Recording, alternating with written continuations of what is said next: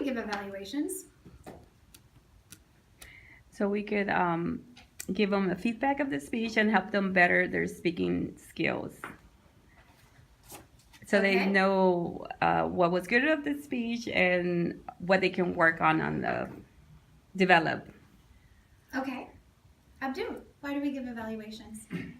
We give evaluations because we want to find out what we're doing that we can correct and improve on our speaking skills and learn from our mistakes. Okay. Freddie, why do we give evaluations?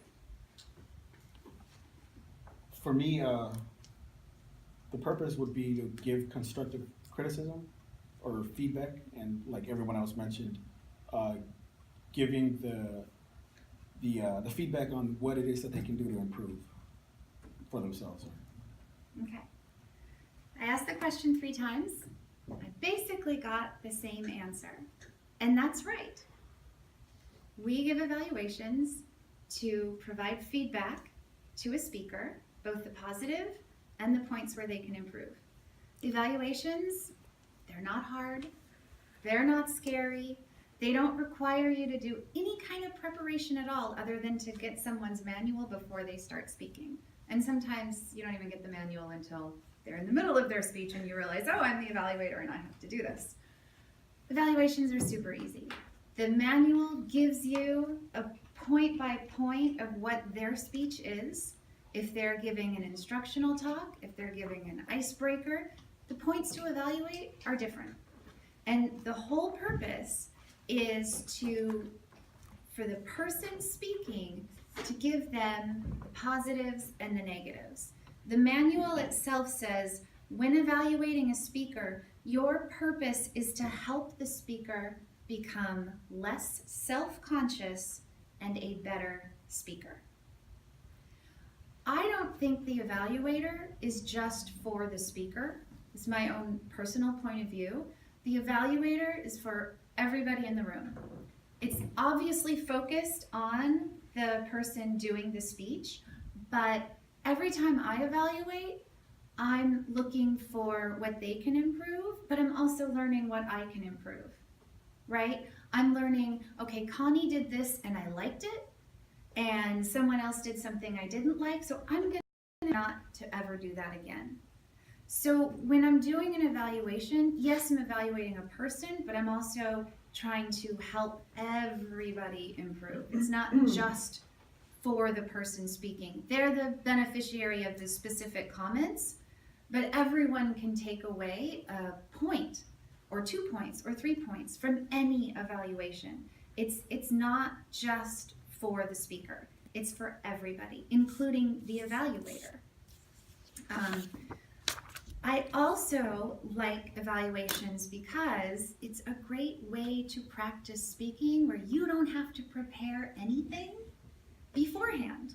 It's short, it's 2 to 3 minutes, and you just follow what the manual says. So like I said, every single speech, and this is the leadership one I just grabbed, yeah. Every single speech has an evaluation page. Every project, all 10 projects has an evaluation page, so you don't even have to speak off the cuff. You have a guide that you should read through before the speech starts, so you know what to look for, and then you just fill in your little points as the speaker speaks. It's ridiculously easy. And all you want to do is you make contact with the person, you say, hey, interesting speech, good speech. You don't really want to say bad speech, but you want to say, I liked certain points about it, but I also see that you could improve. And then you go into the areas for improvement. An evaluation doesn't serve anyone if it's just, that was a fantastic speech. I don't know what to say. There was so much in there, and yeah, it was really informative, and it doesn't help. Right? It's not serving you, it's not serving the speaker, and it's not serving the club. So you want to be specific. I liked the way you started off with a question because boy, I got everybody's attention, didn't I? Especially when I called on the second person. Everybody's head went up. Oh, is she gonna call on me next? I better listen to what this person's saying so that if I'm next, then I have a good answer, right? And you want to listen to what the person's saying because you don't want to have the exact same answer, even though it's the same question. You want to have a similar answer. But the idea is help your co-workers, help your colleagues, help the speaker, help yourself, help the club. You want to throw in a joke? Great. You want to quote the person back to them? A little bit. You can say, oh, I really liked it when you said this, or this was a really great use of the word perception, or this was maybe not quite the right use of the word perception.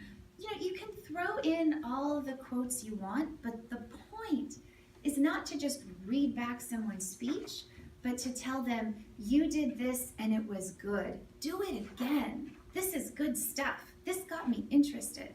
And then you want to say, when you look down at your notes and you started mumbling and I couldn't really hear what you were saying and it was really hard to follow. So maybe next time you could look up a little bit. You know, look down at your notes, pick up what you want to say, and then look back up. You know, concrete tips. You listen to people speak every week, you're already evaluating them in your mind every time you listen to what they say. So now you're just codifying it by using what the manual tells you to evaluate them on. So now what we're going to do is a little experiment. And Miss Connie is going to get up here and give like 2 to 3 minute little mini speech. And then I'm going to come back up and give her a real evaluation so you can see in practice what we just described in theory. Okay? So Connie, would you please? So 2, 2.5, and 3 please.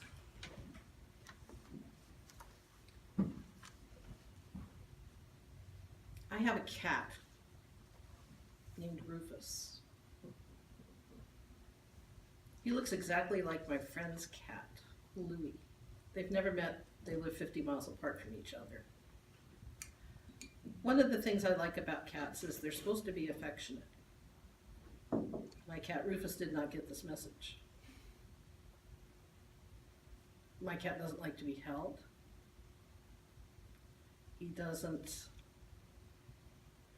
want to be cuddled. He wants to be served. Sorry.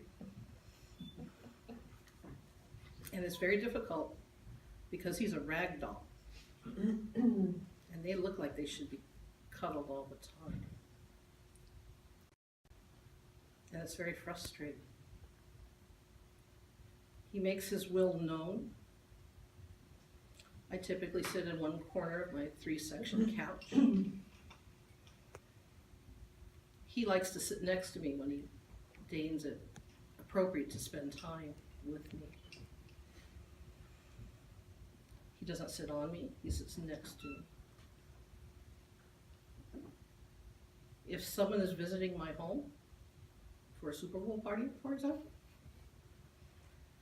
and a guest makes the fatal mistake of sitting next to me on that couch cushion, he makes it very clear with nonverbal communication that person should not be there. He stands in front of the cushion on the carpet, and Mad Dog stares at the person sitting in that spot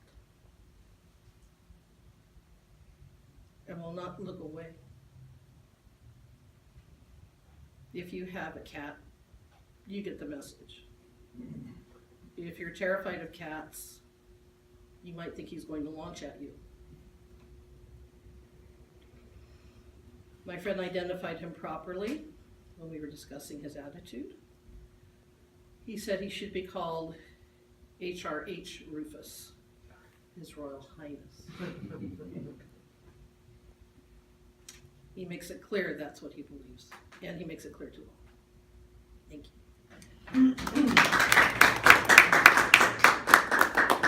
Thank you, Connie. This will be slightly different than a regular evaluation because I didn't follow one particular guide.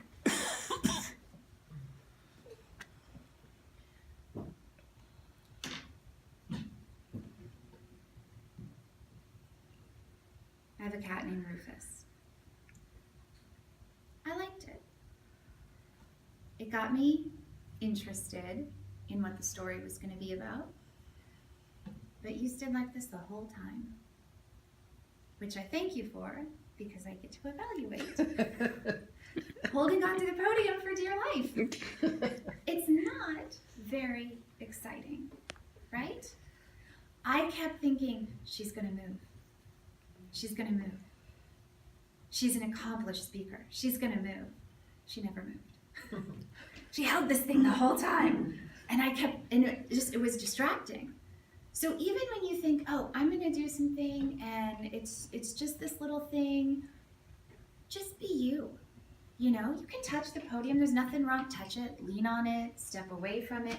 You're not married to this thing. You can do whatever you want up here. It's within the Herbalife rules. So, you know, you can talk about Mr. Rufus, your cat, your rag doll, your visitors. You can still move a little, right? You don't have to be so tied here. But the opener caught me. I was like, oh, we're gonna hear a good story about some crazy cat. We heard a pretty good story. But part of it was the delivery was really contained. So there was a giggle here and there through the room, but because Connie's so contained, we become contained. If Connie was a little more free and able to move around, a little more engaging, we would feel a little more free to laugh and respond, which is what I think we want, right? We have a fun story about a crazy little cat, and let's have some fun with the story. The story flowed. It was nice. The mad dog stares, I thought that was I knew exactly what that was. I knew exactly what that was. But when it came to the friend describing His Royal Highness, I only got one example. I could have used more examples.